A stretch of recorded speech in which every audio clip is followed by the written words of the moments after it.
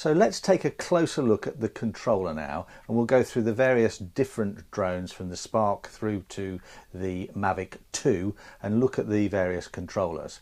Now they do look very similar on the from the Spark through to the Mavic, but as the more sophisticated the drone is, so the Mavic 2 Pro for example, the controller has more functionality, but they look very similar. But I'm not going to connect the tablets as yet. I'm going to show you those controllers without the tablet connected. So let's look at those now. With every DJI controller, and this starts off with a Spark, then there's a Mavic Air, they look very similar, but they have two aerials on the top and they're omnidirectional, so they need to be folded up and pointed upwards. The same with the Phantom 4. Pull the aerials up, so don't leave them down here but pull them up, and that gives you the omnidirectional connection to the drone. So that connection will run, depending on the drone, up to 7 kilometers away. You would never fly the drone 7 kilometers. The maximum you can fly it away from you is 500 meters. But they have a capability, most of the drones, especially the Phantoms and the Mavics, of Mavic 2 now, of flying up to 7 kilometers away from you and still being connected by these aerials to the drone. So if you start to look at aftermarket things with mirrors and other things on the drone, it's not worth buying those. The connection within the controller to the drone is capable of going a lot further than you can actually fly the drone.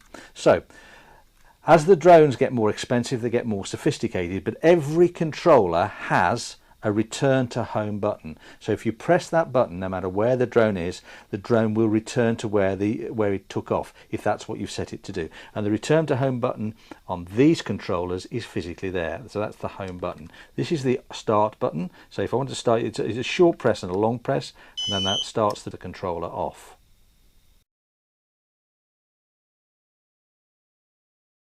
To switch it off, it's a short press and a long press. Okay, but the return to home button is here, and it's on the same spot on all of these controllers. So there's the Mavic Air, there's the return to home button, and then another return to home button here. On the Phantom, the return to home button's a big button on the front here. That's your return to home button.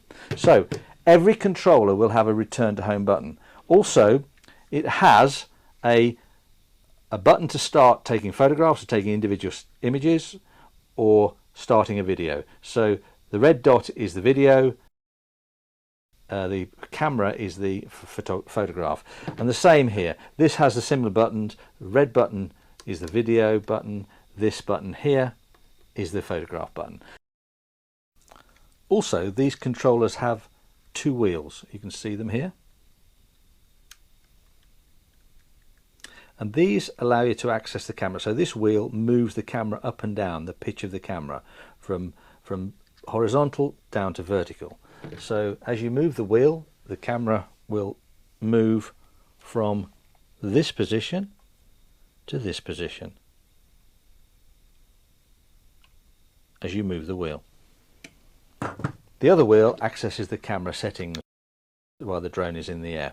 So those are what those two wheels are for. So you've got the buttons and the wheels. So when you're flying, you can either fly with your thumbs or sometimes like this, but then you've got hands free to move the wheel, camera up and down, and press either of these buttons to take a photograph or start the video. So you can start to see how these controls are all at your fingertips.